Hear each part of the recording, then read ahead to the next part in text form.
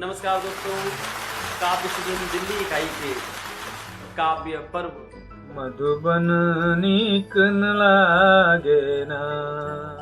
पेट भरने कहीं भी जाएगी ही, माँ है बच्चे के पास लौट कर आएगी ही। तो वही मेरी दुनिया है संसार। नमस्कार दोस्तों, काव्य सदन दिल्ली इकाई के काव्य पर्व नामक इस कवि सम्मेलन में आप सभी का हार्दिक स्वागत एवं अभिनंदन है।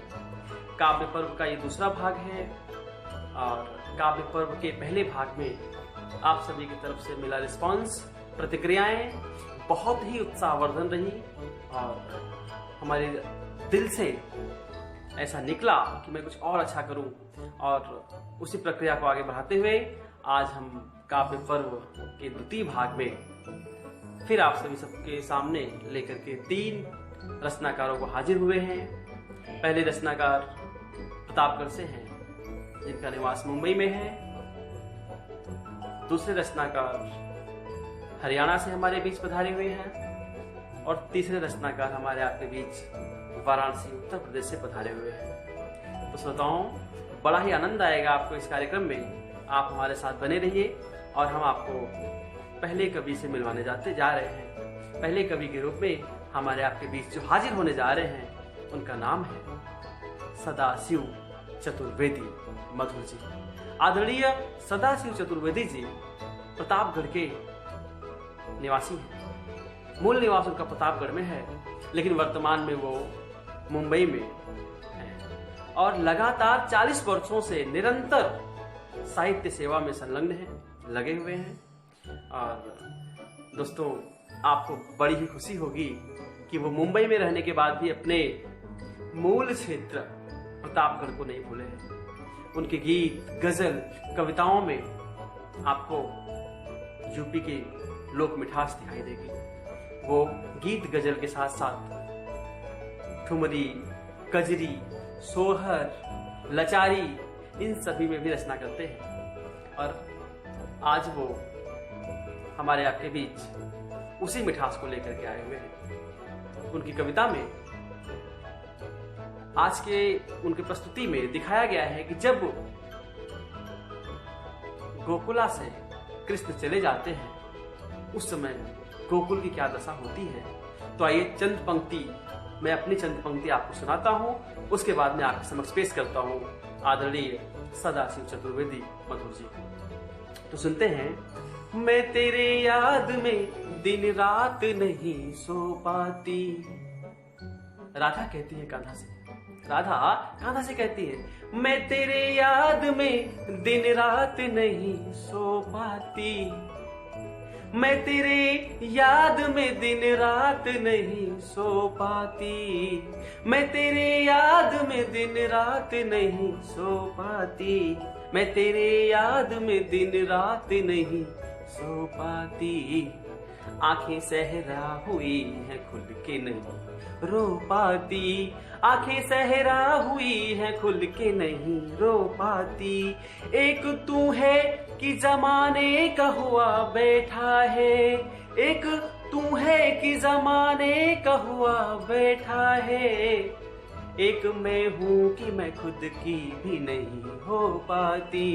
एक मैं हूँ कि मैं खुद की भी नहीं हो पाती। इन्हीं कुछ भावों को आइए सुनते हैं आदरणीय सदाशिव चतुर्वेदी मधुर जी के स्वर में। तो जोरदार तालियों के साथ स्वागत करिए आदरणीय सदाशिव चतुर्वेदी मधुर सर जी का।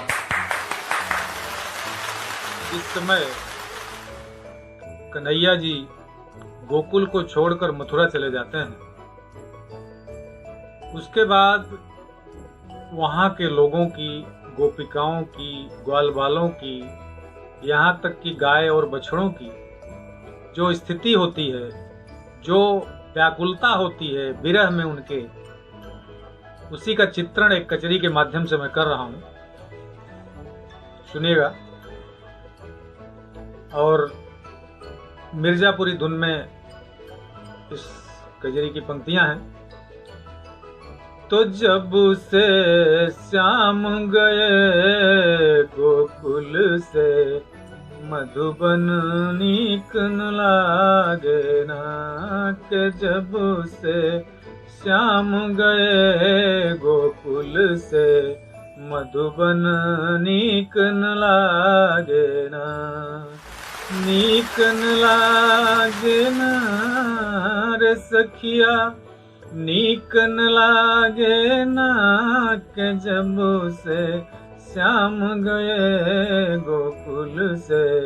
मधुबन नीक न लागे ना, तो गैया चरत खात अब नाही, गैया चरत खात अब नाही, बछरू दूध पियत अब नाही, मथनी घूमत नहीं माखन में, मथनी चलत नहीं माखन में। मधुबन नीक न लागे ना, तो ग्वाल बाल मन मारी फिरत हैं, ग्वाल बाल मन मारी फिरत हैं, निस दिन जल अखियन से गिरत हैं, निस दिन जल अखियन से गिरत हैं, निदिया दूर गई नयनन से, निदिया दूर गई नयनन से। मधुबन नीक न लागे ना, तो कोयल कूकू बोलत नाही, कोयल कूकू बोलत नाही, मोर थिरकी बन नाचत नाही, मोर थिरकी बन नाचत नाही, तो खुशबू रही नहीं फूलन में, खुशबू रही नहीं फूलन में। मधुबन नीक न लागे ना, तो घूमत सखियाँ बन के बवरिया, घूमत सखियाँ बन के बवरिया, पूछत कहवा मिली है संवरिया, पूछत कहवा मिली है संवरिया, तो कितना दिवस मधुर मिलन में, कितना दिवस है मधुर मिलन में।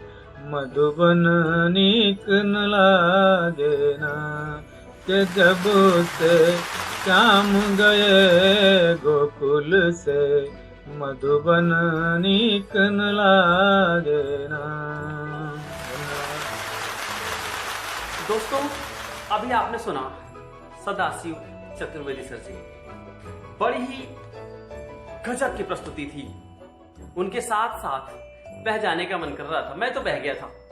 गोकुल की जो व्यथा थी, गोकुल वासियों का जो दर्द था, विरह वेदना थी, उसको आपने किस तरीके से देखा, समझा, और आशा है कि आपको आनंद आया होगा। अब हम आपको इस प्रक्रिया को आगे बढ़ाते हुए, रचना प्रक्रिया को आगे बढ़ाते हुए, इस कवि सम्मेलन को आगे बढ़ाते हुए आपको ले चलता हूं हरियाणा की युवा कवित्री सीमा वर्मा हृदया जी आपके बीच आ रही हैं। आपको मैं बता दूं कि सीमा वर्मा हृदया बहुत ही कम उम्र में बहुत बड़ी उपलब्धि हासिल कर रही है। आए दिन इनकी हर जगह कुछ न कुछ कार्यक्रम देखने को मिलते हैं, और इनकी जो रचनाएं हैं वो बड़ी ही सारगर्भित रचनाएं हैं, जिसको आप इग्नोर नहीं कर सकते। इनकी कविताओं में, इनकी रचनाओं में भावों का एक पूरा सागर है, जिसमें गोता लगाने के बाद निश्चित रूप से आप उनके भाव को छुए बिना नहीं रह सकते। सीमा वर्मा जी की कविताएं जो हैं, जो यहाँ पर प्रस्तुत उनकी रचना है, जब भी आपके सामने प्रस्तुत होने वाली रचना है, उसमें करुण रस का अथाह सागर है। उनकी रचना से पहले आपको उनका कुछ परिचय बता दें। कविता, गीत, गजल, लघु कथा, कहानियां आदि रचती हैं। और वोमेन बी फेयरलेस जैसी संस्था की संचालिका है कि वो साहित्यिक संस्था लोक गायन मन रसायन की सह संयोजिका भी है और उनकी रचनाएं अनेक पत्र पत्रिकाओं में छपती रहती हैं। तो अपने मुक्तक के साथ मैं उनको बुलाना चाहूंगा। मुक्तक प्लीज है। हवा बेचैन है मुझको वहां ले जाने को, मैं परिंदा हूं न तैयार वहां जाने को, मैं परिंदा हूं न तैयार वहां जाने को। खफा है हो खफा, खफा है हो खफा मजबूत मन का मैं मालिक, खफा है हो खफा मजबूत मन का मैं मालिक। उसकी औकात दिखाऊंगा अब जमाने को, उसकी औकात दिखाऊंगा अब जमाने को। हवा तैयार है मुझको बाहर ले जाने को, उसकी औकात दिखाऊंगा अब जमाने को। तो आइए जोरदार तालियों के साथ स्वागत करते हैं सीमा वर्मा रिद्या जी। मैं आप सबके समक्ष अपनी एक रचना रखने जा रही हूँ जिसका शीर्षक है खेतीहर मजदूर। मैं अन्न उगाता हूँ, मैं अन्न उगाता हूँ, मैं सिंचाई भी करता हूँ। मैं अन्न उगाता हूँ, मैं सिंचाई भी करता हूँ, मैं खरपतवार भी निकालता हूँ और मैं कटाई भी करता हूँ। मगर ये सब मैं अपने खेत में नहीं करता, मगर ये सब मैं अपने खेत में नहीं करता, क्योंकि मैं मजदूर हूँ, खेतीहर मजदूर। मैं सालों साल खेतों में खून पसीना बहाता हूँ, रात रात भर जागकर खेत की रखवाली भी करता हूँ, अन्न निकाल बोरों में भी भरता हूँ, फिर भी अन्न को तरसता हूँ, क्योंकि वो बोरे मेरे घर नहीं जाते। मुझे पगार मिलती है, बस थोड़ी सी पगार। मैं घर से खेत, खेत से ढोर।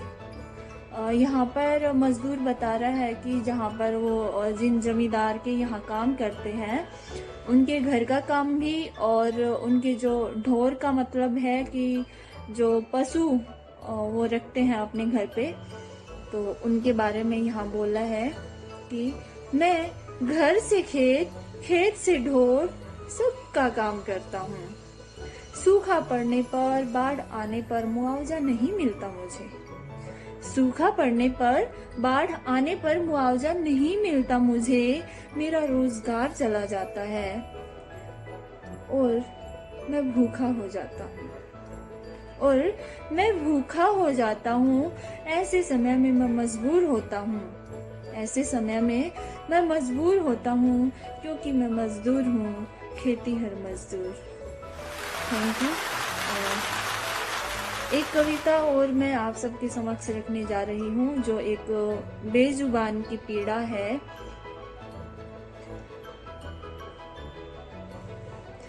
आंखों में आंसू, चेहरे पे मायूसी हरदम, आंखों में आंसू, चेहरे पर मायूसी हरदम।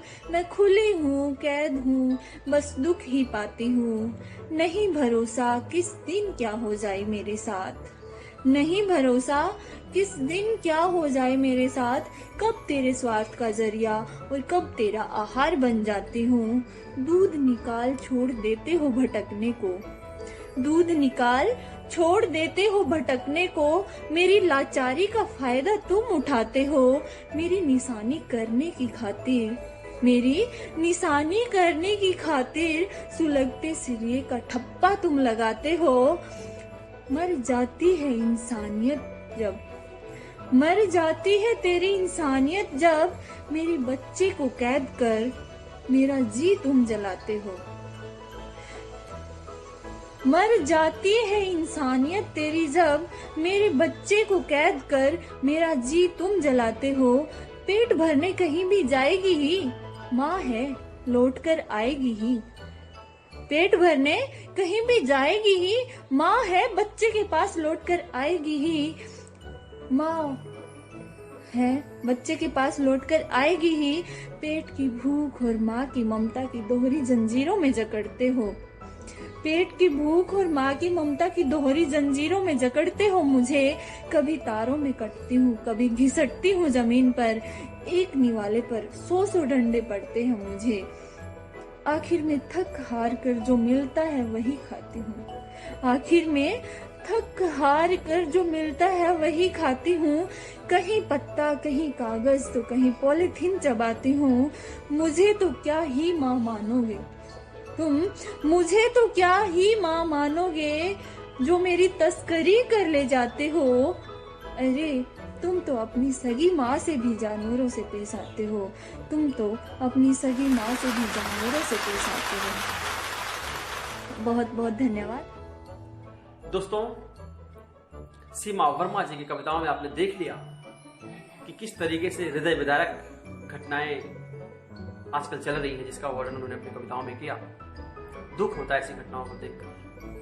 खैर, हम इंसान हैं, इंसानियत जिंदा रहे ऐसे ही दुआ करता हूं। आइए श्रृंखला को आगे बढ़ाते हुए प्रतापगढ़, मुंबई, हरियाणा होते हुए अब हम लोग चलते हैं काशी नगरी, धार्मिक नगरी बनारस लेकर चलते हैं आप लोगों को। और निरंतर 40 वर्षों से लेखन में सक्रिय एक ऐसे कवि से आपका परिचय करवाते हैं जो लगातार रचना प्रक्रिया में सक्रिय हैं, गीत, गजल, दोहे आदि की रचना करते हैं और गजल और दोहे की किताब जल्दी उनकी आने वाली है। उनका नाम होता है सिद्धनाथ शर्मा सिद्ध। सिद्धनाथ शर्मा सिद्ध इस आज के कार्यक्रम में जो जिस कविता के साथ हाजिर हुए हैं वो हमारी आपकी आंख खोलने के लिए काफी है। संसार की मोह माया रूपी जाल में इस चक्कर से किस तरीके से हमें आपको फ्री होकर के रहना है, ऐसी ही कुछ बात वो अपनी कविता में बताना चाहते हैं। सिद्धनाथ शर्मा जी की कविताएं तमाम पत्र पत्रिकाओं में छपने के साथ ही आकाशवाणी, दूरदर्शन में भी प्रसारित हैं और तथा बड़े बड़े मंचों से भी वो अपने काम पाठ कर चुके हैं। तो आइए हम स्वागत करते हैं कवि सिद्धनाथ शर्मा सिद्ध जी का। उन्हें लगभग 40 से अधिक संस्थाओं द्वारा पुरस्कृत भी किया जा चुका है। उनके स्वागत में हम आपको चंद पंक्ति सुनाना चाहेंगे, अपने एक मुक्तक से उनको निमंत्रित करना चाहेंगे। मुक्तक पेशे खिदमत है, देखिएगा। आकर के मेरे अब नहीं जाना फिर से, नहीं चल पाएगा अब कोई बहाना फिर से, नहीं चल पाएगा अब कोई बहाना फिर से, कब तलक मौन हो भटकेंगे सफर में दोनों, कब तलक मौन हो भटकेंगे सफर में दोनों, एक हो जाए चलो गाए तराना फिर से, एक हो जाए चलो गाए तराना फिर से। इन्हीं पंक्तियों के साथ अब हम बुलाना चाहते हैं वाराणसी से हमारे आपके बीच उपस्थित हुए कवि सिद्धनाथ शर्मा सिद्ध जी को। तो जोरदार तालियों से स्वागत करिए आदरणीय कवि सिद्धनाथ शर्मा सिद्ध जी। रंग का रूप का क्यों अहंकार है, रंग का रूप का क्यों अहंकार है, रूप का रंग का क्यों अहंकार है, 4 दिन की जवानी मेरे यार है, 4 दिन की जवानी मेरे यार है। और शेर देखें कि देवता मान कर पूजता हूँ जिसे, देवता मान कर पूजता हूँ जिसे, बस वही मेरी दुनिया यहाँ है संसार है, बस वही मेरी दुनिया है संसार है। और एक सा रोज सूरज चमकता नहीं, एक सा रोज सूरज चमकता नहीं, जिसने जाना वही तो समझदार है, जिसने समझा इसे वो समझदार है, जिसने समझा इसे वो समझदार है।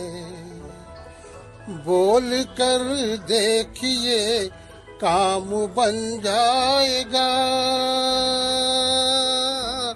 बोल कर देखिए काम बन जाएगा, मीठी बोली हमेशा असरदार है, मीठी बोली हमेशा असरदार है। और गजल का आखिरी शेर देखें कि रंग सच्चा कभी भी उतरता नहीं, रंग सच्चा कभी भी उतरता नहीं, सत्य को सिद्ध करता नमस्कार है, सत्य को सिद्ध करता नमस्कार है, सत्य को सिद्ध करता नमस्कार है। रूप का रंग का क्यों अहंकार है, रूप का रंग का क्यों अहंकार है, रूप का रंग का क्यों अहंकार है। 4 दिन की जवानी मेरे यार है, 4 दिन की जवानी मेरे यार है, 4 दिन की जवानी मेरे यार। दोस्तों अभी आप सुन रहे थे सिद्धनाथ शर्मा सिद्ध जी को। काव्य पर्व के इस दूसरे भाग में प्रस्तुत रचनाकारों की रचना आपको कैसी लगी जरूर बताइएगा। आपकी प्रतिक्रिया का मुझे इंतजार रहेगा। आपकी प्रतिक्रिया हमारे मनोबल को बढ़ाती है। तो काव्य पर्व का दूसरा भाग यही संपन्न होता है। आप सबकी प्रतिक्रिया का इंतजार रहेगा। और हाँ दोस्तों, एक बात आपको और बताना चाहेंगे कि अगर आप में से कोई लिखता है, अच्छी कविता पढ़ता है, काव्य पाठ का बढ़िया मौका चाहता है, काव्य पाठ करना चाहता है, तो वो हमसे संपर्क कर सकता है। संपर्क करने की प्रक्रिया क्या है, वो पूरी की पूरी बातें आपको डिस्क्रिप्शन में मिल जाएंगी। तो देर किस बात की, हमसे संपर्क करिए और अपनी कविताओं के साथ हमारे दर्शकों के साथ जुड़ जाइए। अगले भाग में हम फिर 3 नए रचनाकारों के साथ आपके समक्ष हाजिर होंगे। तब तक के लिए आप हमें दीजिए इजाजत और इंतजार करिए अगले एपिसोड का। नमस्कार।